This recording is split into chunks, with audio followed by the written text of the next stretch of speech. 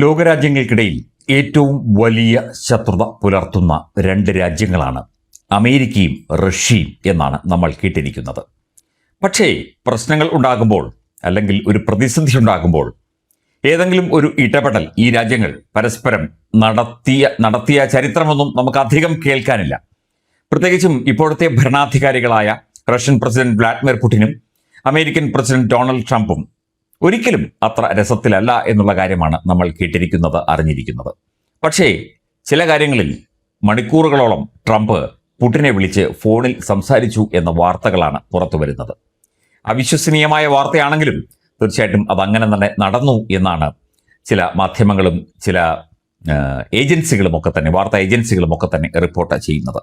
പുടിനെ നേരിട്ട് വിളിച്ച് മണിക്കൂറുകൾ ഡൊണാൾഡ് ട്രംപ് ഫോണിൽ സംസാരിച്ചതായി റിപ്പോർട്ടുകൾ പുറത്തു വരുന്നു. ഉക്രൈൻ യുദ്ധം തീർക്കാൻ സഹായങ്ങൾ വാഗ്ദാനം ചെയ്തു. പുടിനും സെലൻസ്കിക്കും സ്വീകാര്യമായ കാര്യം എന്നാണ് ഇപ്പോൾ അറിയാൻ സാധിക്കുന്നത്. ക്രെംലിൻ കൊടുത്ത സ്ഥിരീകരണത്തിൽ ഞെട്ടിവിറച്ച് നാറ്റോ സഖ്യം ഇപ്പോൾ എന്ത് വേണം എന്നറിയാൻ വയ്യാതെ ഈ മഞ്ഞുരുകും എന്ന് നാറ്റോ ഒരിക്കലും പ്രതീക്ഷിച്ചില്ല.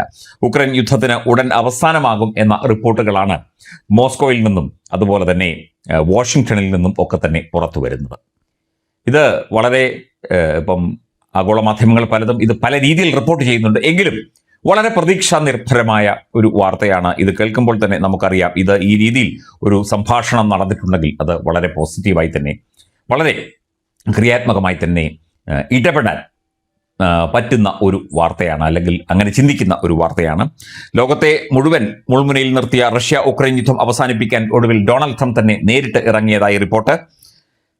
ഈ പരിഹാരം കാണാൻ പുതിയ ഫോർമുലയുമായി ട്രംപ് രംഗത്തെത്തിയതായി അന്താരാഷ്ട്ര മാധ്യമങ്ങൾ റിപ്പോർട്ട് ചെയ്യുന്നു. റഷ്യൻ പ്രസിഡന്റ് വ്ളാഡിമിർ പുടിനുമായും ഉക്രൈൻ പ്രസിഡന്റ് വ്ളാഡിമിർ സെലൻസ്കിയുമായും ട്രംപ് കുറേ സമയം ഫോണിൽ സംസാരിച്ചതായും യുദ്ധം നിർത്താനുള്ള കൃത്യമായ പരിഹാരങ്ങൾ മുന്നോട്ട് വെച്ചതായും ഈ വാർത്തകൾ വ്യക്തമാക്കുന്നുണ്ട്. റഷ്യൻ പ്രസിഡന്റ് വ്ളാഡിമിർ പുടിനെ നേരിട്ട് ഫോണിൽ വിളിച്ച് മണിക്കൂറുകൾ നീണ്ട ചർച്ചയാണ് ട്രംപ് നടത്തിയത്. വർഷങ്ങളായി തുടരുന്ന ഉക്രൈൻ യുദ്ധം അവസാനിപ്പിക്കാൻ താൻ നേരിട്ട് സഹായിക്കാം എന്ന വാഗ്ദാനമാണ്, എന്നൊരു പ്രതീക്ഷാ നിർഭരമായ ഒരു കാര്യമാണ് ട്രംപ് പുടിനോട് സംസാരിച്ചത്. റഷ്യൻ ഭരണകൂടത്തിന്റെ ആസ്ഥാനമായ ക്രെംലിൻ തന്നെയാണ് ഈ നിർണായക ഫോൺ കോളിന്റെ വിവരങ്ങൾ പുറത്തുവിട്ടത് എന്നുള്ളതാണ് മാധ്യമങ്ങളിലെ റിപ്പോർട്ട്. ക്രെംലിനും വൈറ്റ് ഹൗസും തമ്മിൽ നിലനിൽക്കുന്ന പ്രതിസന്ധികൾ, പ്രശ്നങ്ങളൊക്കെ തന്നെ ഈ ഒരു വിഷയത്തിലൂടെ തന്നെ പരിഹരിക്കാൻ സാധിക്കും.